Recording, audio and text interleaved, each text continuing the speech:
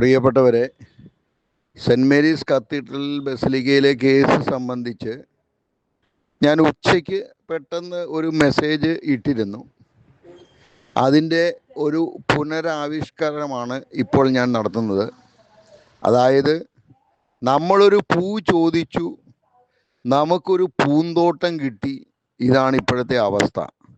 യഥാർത്ഥത്തിൽ 10-30 ദിവസങ്ങൾക്ക് മുമ്പ് നമ്മൾ പാർട്ടി റെസ്പോണ്ടൻസും മത്തായി സാറും ഞാനും കൂടെ വൈക്കത്ത് പറമ്പിൽ അച്ഛൻ്റെ മുമ്പിൽ വെച്ച് അവരുടെ വക്കീൽ കണ്ണന്താനം സാറുമായിട്ടിരുന്ന് ഒരു പ്രപ്പോസൽ വെച്ചതാണ്.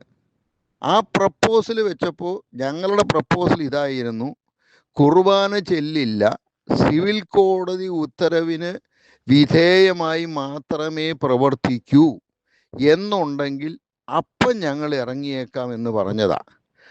ആലോചിച്ചിട്ട് പറയാം എന്ന് പറഞ്ഞു പോയി.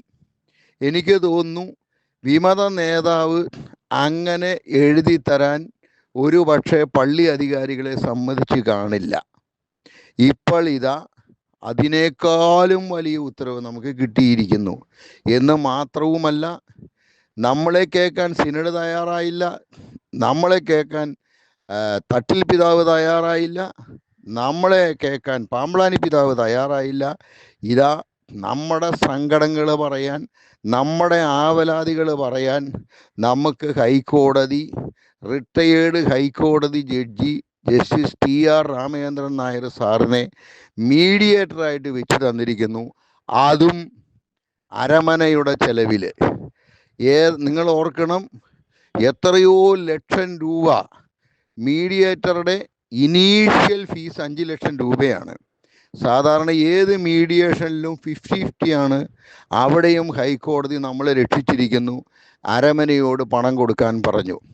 അപ്പോൾ നമ്മുടെ സങ്കടങ്ങൾ, കുർബാന ക്രമം സംബന്ധിച്ചുണ്ടായ സർക്കുലറുകളിലെ വേരിയേഷൻസ്, വത്തിക്കാൻ്റെ തീരുമാനത്തിൽ വെള്ളം ചേർത്തത്, ഇതെല്ലാം ആധികാരികമായി നിയമപരമായി പറയാൻ അവരുടെ കേസിൽ നമുക്ക് ഉത്തരവ് കിട്ടിയിരിക്കുന്നു.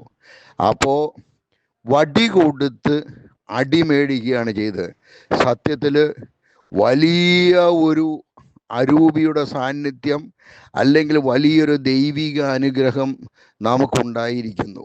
ഇതുപോലൊരു വിജയം ഒരിക്കൽ പോലും നമ്മൾ പ്രതീക്ഷിച്ചതല്ല. പക്ഷേ ഏതോ ഒരു അദൃശ്യ ശക്തി നമ്മളെ അതിഭയങ്കരമായിട്ട് സഹായിച്ചിരിക്കുന്നു. കാരണം കേസിൽ നമ്മളല്ല പെറ്റീഷണർ പാമ്പ്ളാനി പിതാവാണ്. പാമ്പ്ളാനി പിതാവ് പെറ്റീഷണറായ കേസിൽ നമുക്കിങ്ങനെ അനുകൂലമായ ഉത്തരവ് ലഭിച്ചിരിക്കുന്നു. നിസ്സാരമായിട്ടൊരു വാക്ക് പറഞ്ഞാൽ നമ്മൾ ഇറങ്ങിക്കൊള്ളാം എന്ന് പറഞ്ഞതാണത്. മാത്രവുമല്ല, 1-ാം തീയതി മുതൽ 10-ാം തീയതി വരെ കുർബാന ചെല്ലിയത് വളരെ തെറ്റായി എന്ന് അവർ തന്നെ സമ്മതിച്ചതിന് തുല്യമാണ്. ഇനി സിവിൽ കോടതി ഉത്തരവിന് വിധേയമായി അല്ലെങ്കിൽ മീഡിയേഷൻ തീരുന്നത് വരെ ഇനി കുർബാന ചെല്ലില്ല എന്ന് അവർ തന്നെ സമ്മതിച്ചതിന് അവർക്ക് പറ്റിയ തെറ്റ് അവർ കോടതിയിൽ പരസ്യമായി സമ്മതിച്ചതിന് തുല്യമാണ്. ഇതിലപ്പുറം നമുക്ക് എന്താണ് നേടിയെടുക്കാനുള്ളത്?